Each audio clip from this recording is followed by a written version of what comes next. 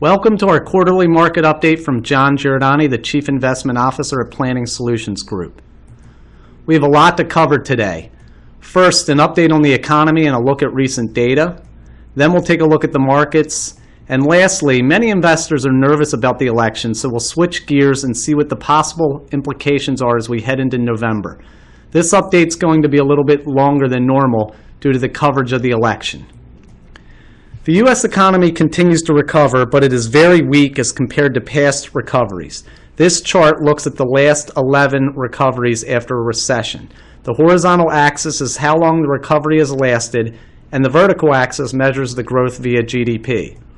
Look at the current recovery. While it is the fourth longest, it's the weakest on record. Not a surprise to us. Our core theme since the end of the financial crisis in 2009 was to expect a very weak recovery, one like any that we have seen since the Great Depression. Financial crises are different from the garden variety recession. Healing takes a very long time. There was a 20-year plus buildup of imbalances globally heading into 2008. The good news is that the U.S. has proven much more resilient than others around the world. Going forward, we see much more of the same. A bumpy road ahead, but headed in the right direction. After 7 years, U.S. households are finally seeing a material pay raise. The Census Bureau reported recently that the median U.S. household income rose 5.2% to $56,516.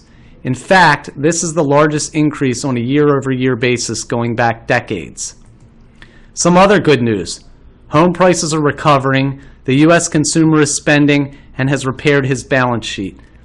There are a near record number of job openings. We're not out of the woods yet, and I'd like to see the overseas economies playing catch-up to the U.S. as well. However, it will continue to get better. I'm a big believer in the old-fashioned ingenuity of the human race. It just is going to take time.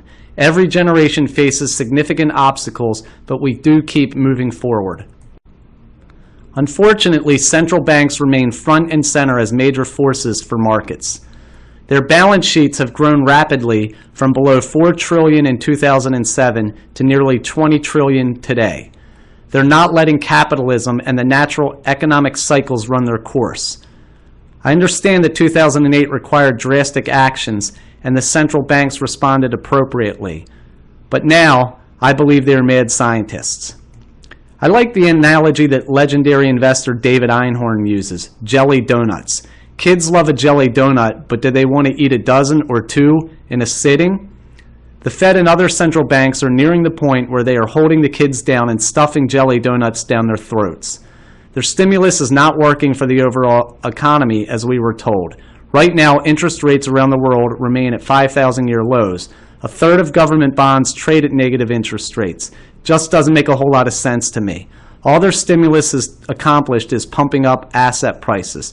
I do worry if the markets call central bankers bluff or we do enter another recession, there's little that the central banks can do to respond. Switching gears and looking at asset classes, the good news is that after a disappointing 2015 and a very rough start this year, asset classes across the board have moved into positive territory. Going forward, investors should expect a moderating return environment. Valuations have moved up significantly over the past 5 years, and bond yields remain well below average. The good news is that if we have volatility or a sell-off in an asset class, we have dry powder to respond. Earnings for U.S. corporations have been negative year over year for the past 5 quarters. Some of this is due to the massive decline in energy prices, as well as the rise in the U.S. dollar. This should have less impact going forward as commodity prices have stabilized and the gains in the dollar are behind us for now. Recent gains from stocks have been due to investors paying more for lower earnings. Valuations have expanded. This is one reason we expect lower returns in U.S. stocks going forward versus those experienced over the past several years. We would much rather see revenue and earnings growth driving returns versus relying on the madness of the crowds. So, if we're becoming a little bit more cautious on the U.S., are there other areas to consider? Longer term, the growth dynamics of emerging market economies are pretty compelling. Shown at right is a chart from Fidelity Investments.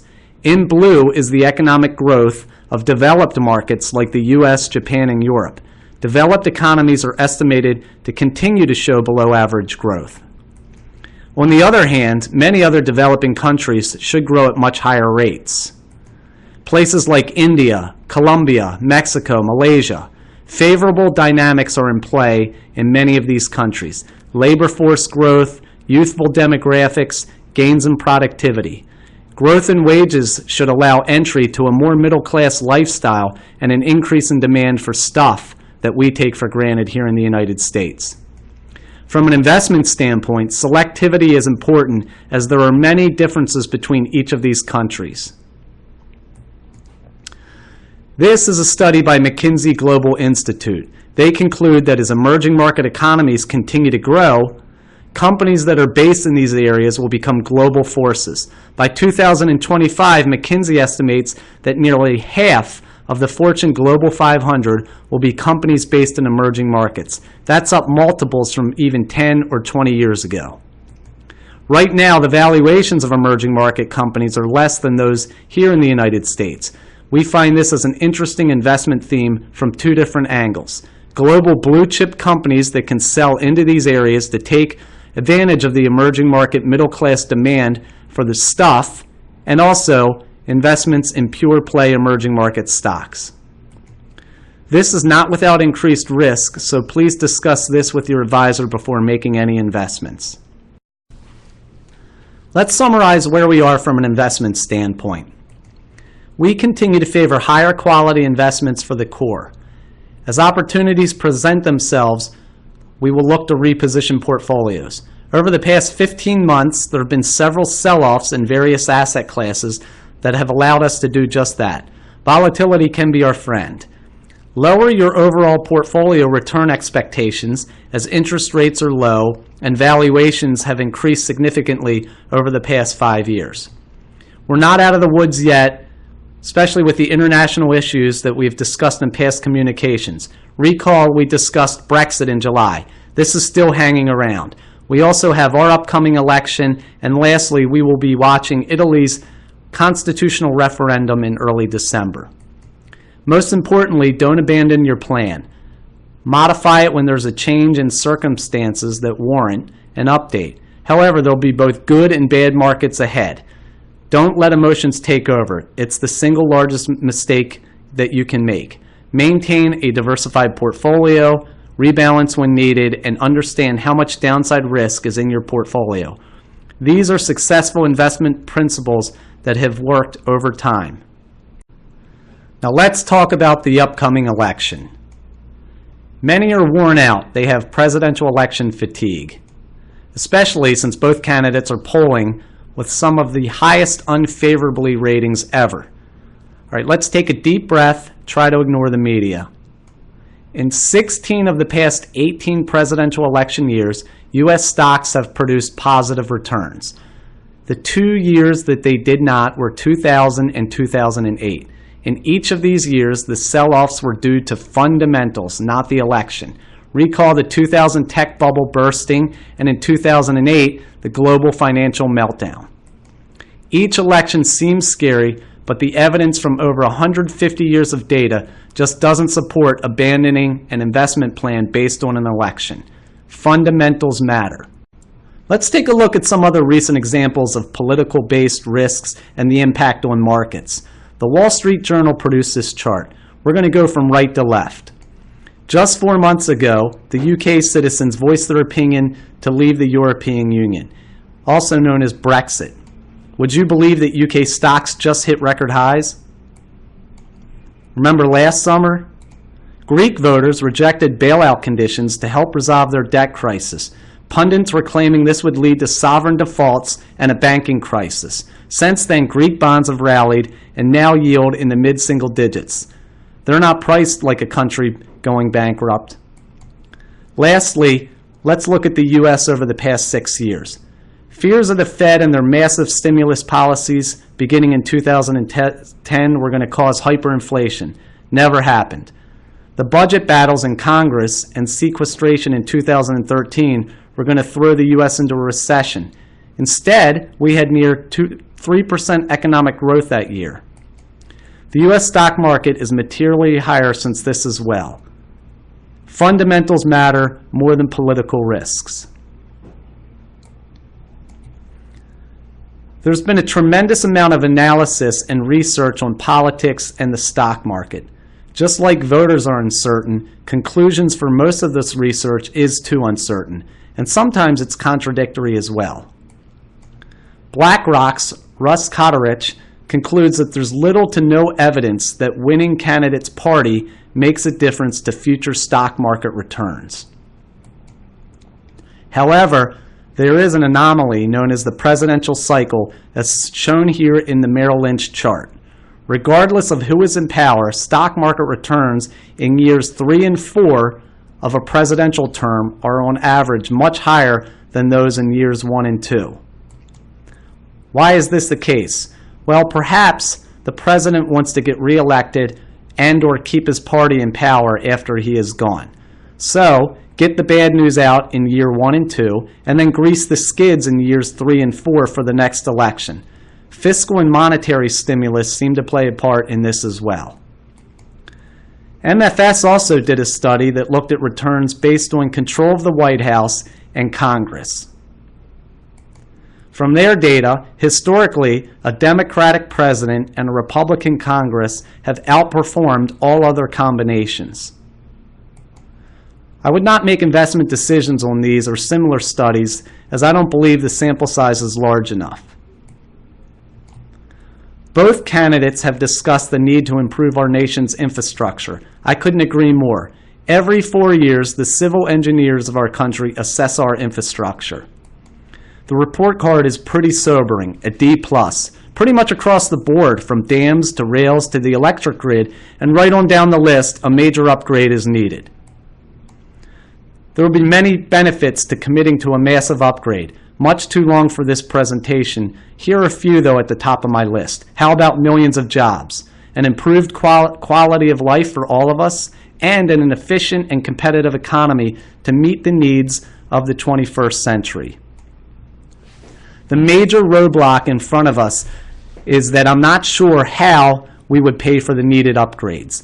The estimates come in at $3.6 trillion, and we're already $20 trillion in debt.